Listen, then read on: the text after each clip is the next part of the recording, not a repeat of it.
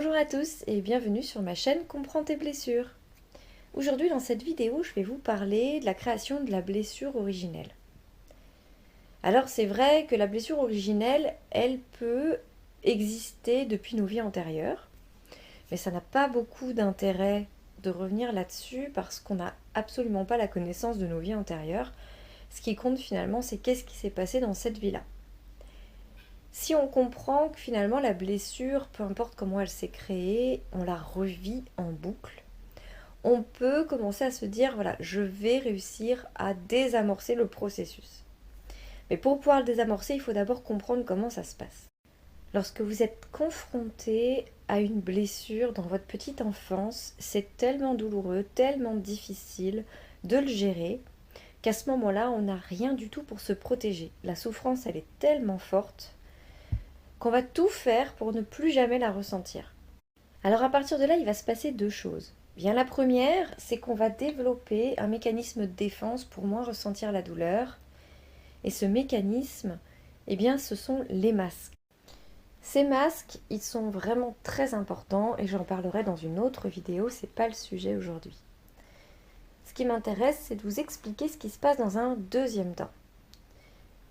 L'enfant, il va essayer de comprendre ce qui s'est passé. Il va se dire, si je comprends ce qui s'est passé, je vais peut-être pouvoir faire en sorte que ça ne se reproduise jamais. Donc il va essayer d'analyser la situation, mais son cerveau n'est pas encore complètement développé, et en plus il a encore très peu d'empathie, donc il ne peut pas se mettre à la place des autres, il ne peut pas du tout comprendre ce qui se passe.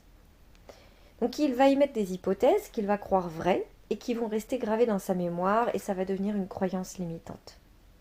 À chaque fois qu'il va vivre une situation qui lui paraît semblable à celle qu'il a déjà vécue, cette croyance limitante va se rappeler à lui, il va avoir à nouveau peur de ressentir la douleur de la blessure, et automatiquement, il va enclencher son mécanisme de défense et porter son masque.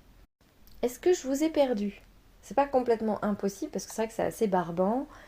Alors je vais vous donner des exemples et à partir de là, vous allez voir, ça va être très très simple. Je vais vous raconter l'histoire de Clochette. Clochette, c'est une petite fille de 2 ans et demi à qui les parents annoncent qu'ils vont se séparer.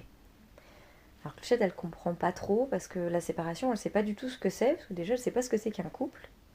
Par contre, ce qu'elle comprend très vite, c'est que son papa, qui était là tous les soirs pour l'aborder, il est plus là. Elle commence à souffrir de son absence. Elle ressent vraiment un gros manque affectif parce qu'il lui fait plus autant de câlins, il lui dit plus autant de mots gentils, et en plus, si jamais son papa, il est très triste parce que il souffre de la séparation, il va peut-être encore moins lui montrer d'attention que ce qu'il faisait avant. Et là, Clochette, elle va être submergée par un sentiment d'abandon. Et ce sentiment, il est tellement fort qu'elle va tout faire pour y faire face. Et ce qu'elle va faire, c'est qu'elle va porter son masque de dépendant. Et puis, elle va tenter de comprendre pourquoi son papa, il l'a abandonnée. Alors, du haut de ses 2 ans et demi, forcément, elle ne peut pas tellement comprendre pourquoi son papa, il accorde plus d'importance à son travail qu'à elle, ni pourquoi il passe de moins en moins de temps avec elle.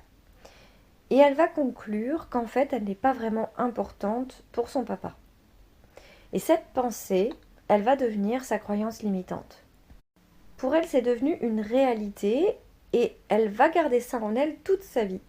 Et plus tard, quand elle va grandir, quand elle sera avec son partenaire, eh bien à chaque fois qu'il sera un peu absent ou qu'il lui donnera un peu moins d'importance, à chaque fois qu'il va privilégier une réunion ou une sortie entre amis plutôt que de passer du temps avec elle, elle va se répéter « En fait, je ne suis pas importante pour lui ».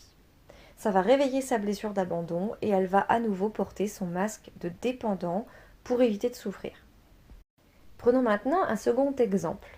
Et imaginons que Clochette, elle soit invitée à l'anniversaire d'un de ses amis. Alors elle est super contente, elle se dit que ça va être une super fête. En plus, on lui a dit qu'il allait avoir des ballons et tout. Ça va être super, il y aura plein de cadeaux et plein de gâteaux. Donc elle est vraiment très excitée.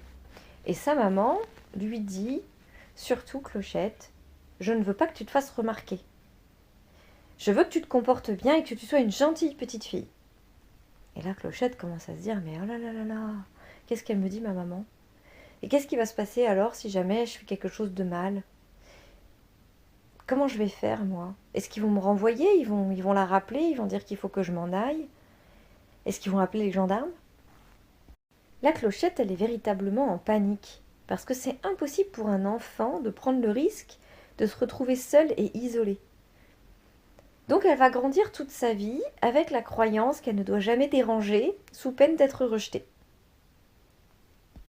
Et en grandissant, à chaque fois qu'elle va se retrouver dans une situation où elle pourrait souffrir de rejet, elle va se rappeler qu'elle ne doit surtout pas déranger.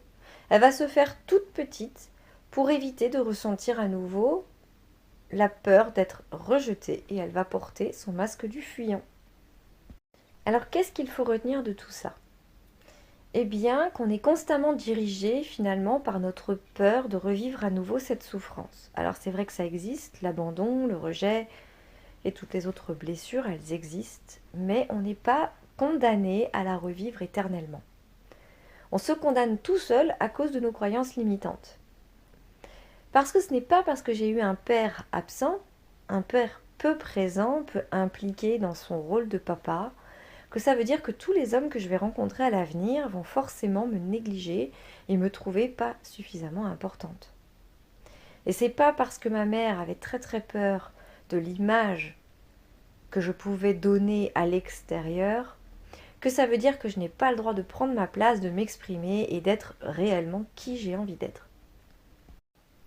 Une des solutions qui est vraiment importante si on veut guérir de ses blessures, c'est comprendre quelle est la pensée limitante, quelle est sa croyance limitante et s'en débarrasser. Se rendre compte que cette pensée a été construite par un cerveau immature à partir de faits erronés et de se rendre compte qu'on n'est pas obligé de revivre ça constamment.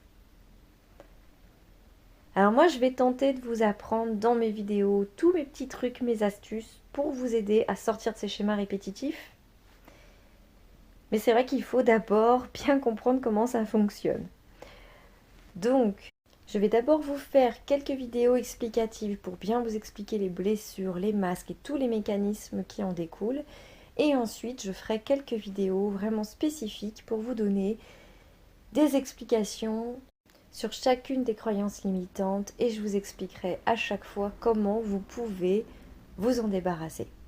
Et vous allez vite voir à quel point la vie peut être merveilleuse quand on est débarrassé de toutes ces blessures qui nous empoisonnent l'existence, qui nous auto-sabotent, qui nous freinent dans tous nos projets et surtout qui nous font vivre un calvaire de souffrance à chaque fois, bien qu'on interprète mal la situation à cause de nos croyances limitantes.